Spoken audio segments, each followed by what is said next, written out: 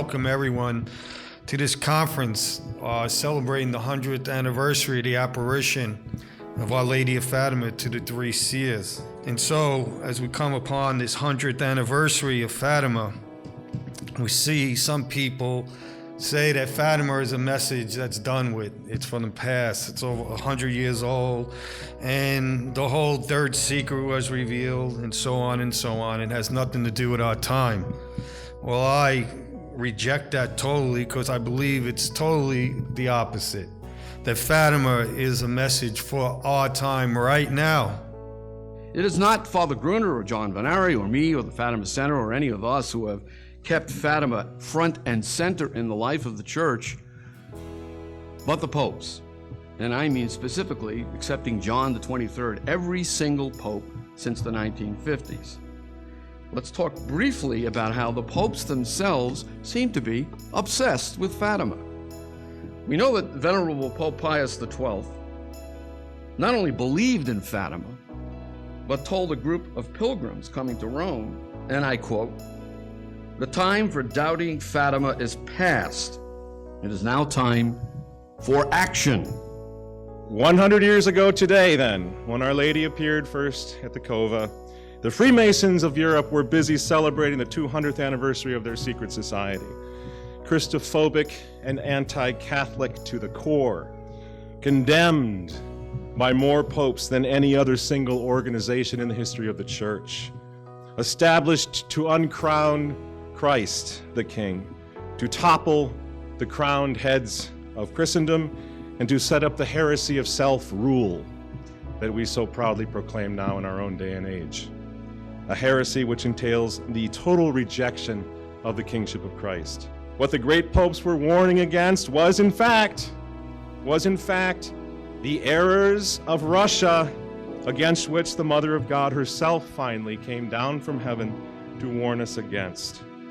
The moment has come, Our Lady told Sister Lucy in 1929, when God asks the Holy Father, in union with all the bishops of the world, to consecrate Russia to my Immaculate Heart.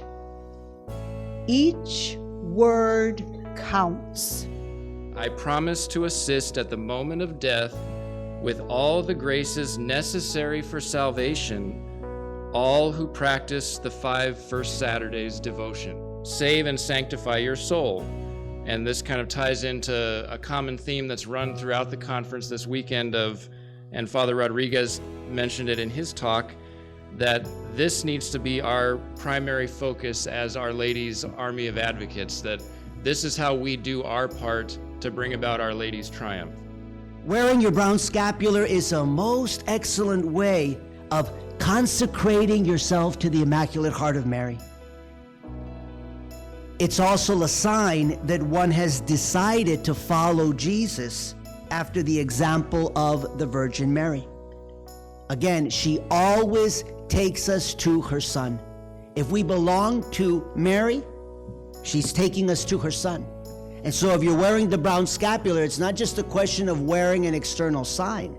It's that you have also made the decision as a faithful son of the Blessed Virgin Mary to follow her Son more closely, our Savior Jesus Christ.